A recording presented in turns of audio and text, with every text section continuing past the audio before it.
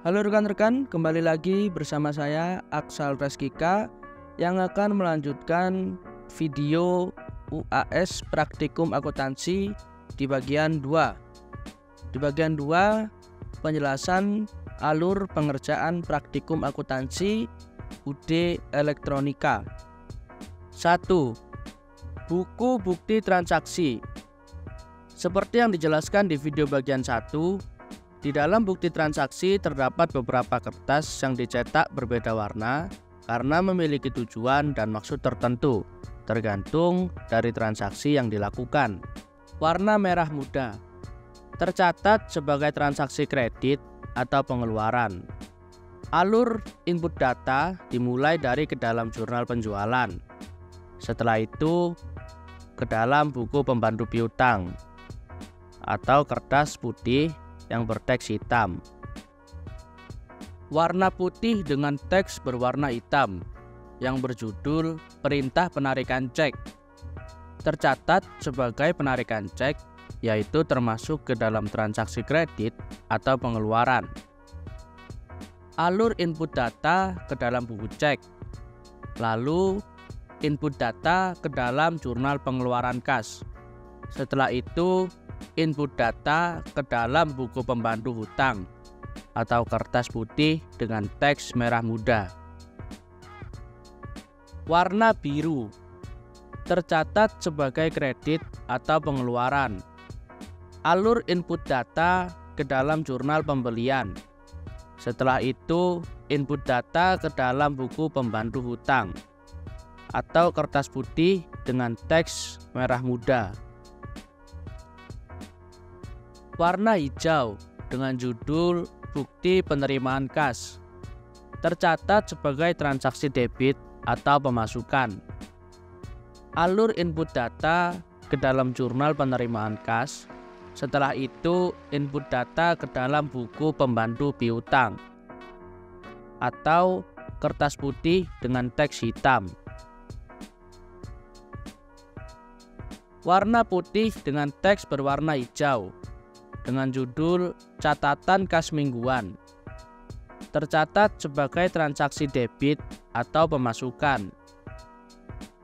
Alur input data ke dalam jurnal penerimaan kas. Warna kuning dengan judul memo tercatat sebagai transaksi kredit atau pengeluaran. Alur input data ke dalam jurnal pengeluaran kas. 2. Jurnal penerimaan kas. Di dalam jurnal penerimaan kas dibagi menjadi debit dan kredit. Di dalam debit dan kredit juga terdapat beberapa sub. Debit memiliki sub, kas, potongan penjualan, lain-lain debit. Yang ada sub lagi yaitu nama rekening dan jumlah. Kredit memiliki sub, piutang dagang, penjualan barang, penjualan jasa, lain-lain kredit yang masih ada subnya yaitu nama rekening dan jumlah. Data seperti tanggal, keterangan, dan nominal angka atau harga didapat dari buku bukti transaksi yang kertas berwarna hijau berjudul bukti penerimaan kas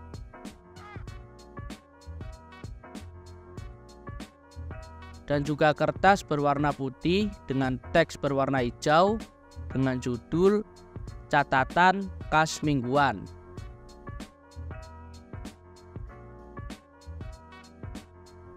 Dalam transaksi debit, setelah data dimasukkan, total kas dan potongan penjualan harus ditambahkan untuk mendapatkan hasil yang bulat.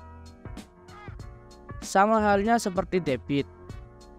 Dalam transaksi kredit, setelah data dimasukkan, piutang data, penjualan barang, dan penjualan jasa harus ditambahkan untuk mendapatkan hasil yang bulat.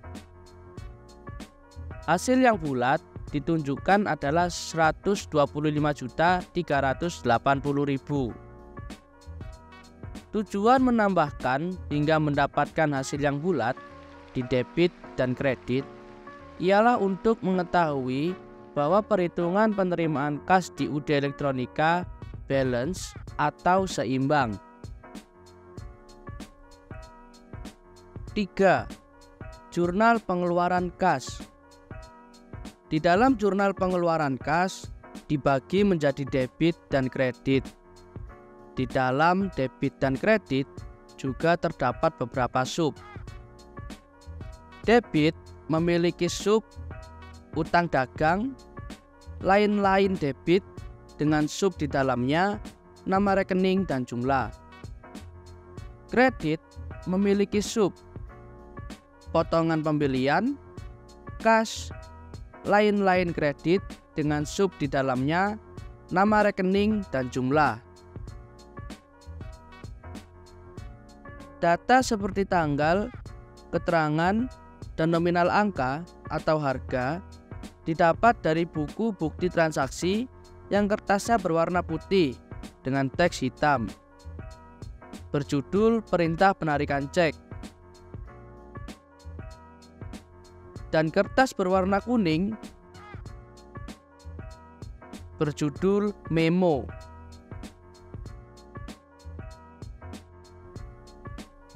Dalam transaksi debit, setelah data dimasukkan, utang dagang dan lain-lain debit, di bagian jumlah harus ditambahkan atau penotalan untuk mendapatkan hasil yang bulat. Sama halnya seperti transaksi debit, dalam transaksi kredit, setelah data dimasukkan, potongan pembelian dan kas harus ditambahkan atau ditotalkan untuk mendapatkan hasil yang bulat.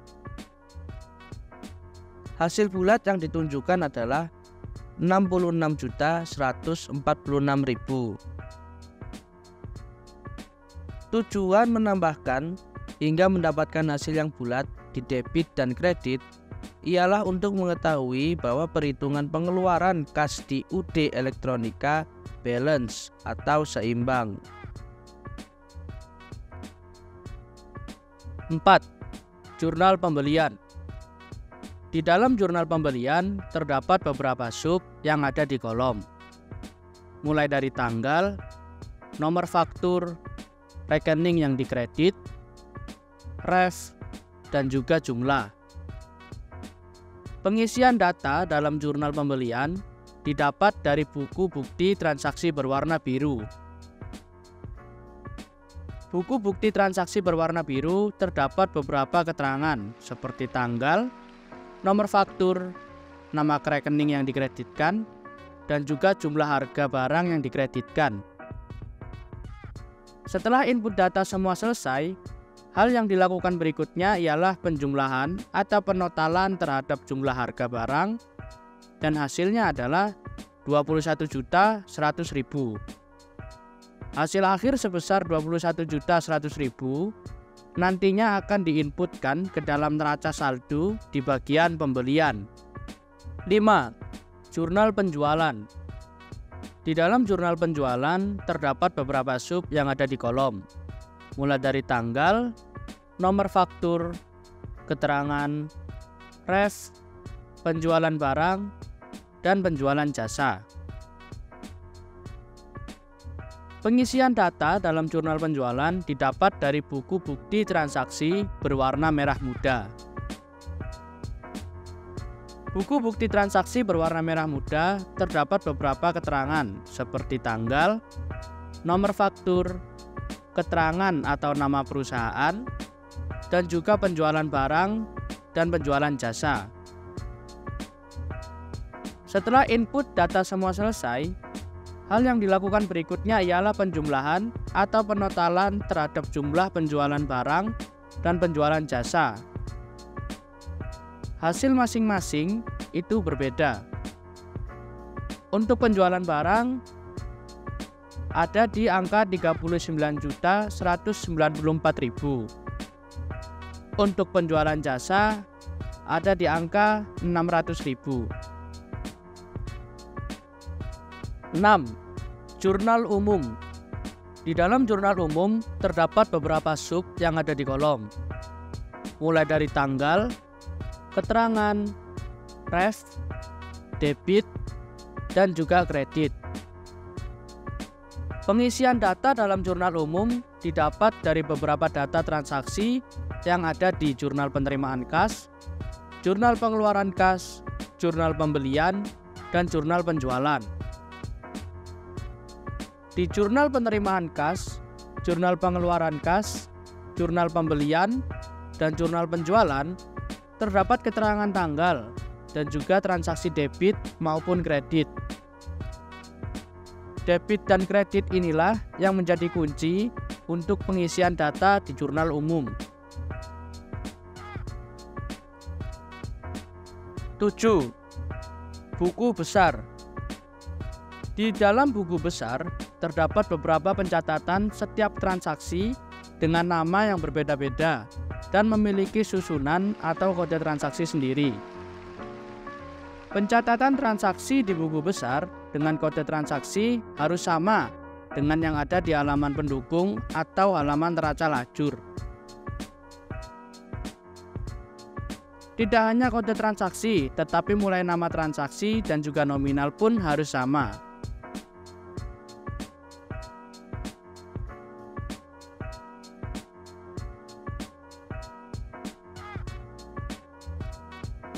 Pencatatan di buku besar dan di halaman pendukung atau neraca lajur bertujuan untuk memudahkan ketika seorang akuntan atau atasan mencari kecocokan data yang tepat dan akurat.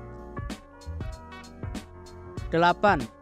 Halaman pendukung atau neraca lajur. Di halaman ini terdapat banyak berbagai sub, mulai dari nomor rekening atau kode transaksi, neraca saldo yang termasuk debit dan kredit, penyesuaian yang termasuk debit dan kredit, neraca saldo setelah disesuaikan yang termasuk debit dan kredit, rugi laba yang termasuk debit dan kredit, neraca yang termasuk debit dan kredit. Pengisian data di halaman pendukung atau neraca lajur di sub neraca saldo didapat dari data-data transaksi dan terakhir berada di jurnal umum, lalu berhenti di neraca saldo. Setelah pengisian data neraca saldo yang termasuk debit dan kredit, maka masing-masing akan dijumlahkan atau penotalan untuk mencari keseimbangan antara debit dan kredit. Debit dengan total 522.398.000 dan kredit dengan total 522.398.000. Tujuan dijumlahkannya ialah untuk mengetahui kondisi keuangan yang ada di UD Elektronika. Terima kasih kepada rekan-rekan yang sudah melihat video saya mengenai UAS Praktikum Akuntansi Usaha Dagang Elektronika bagian 2.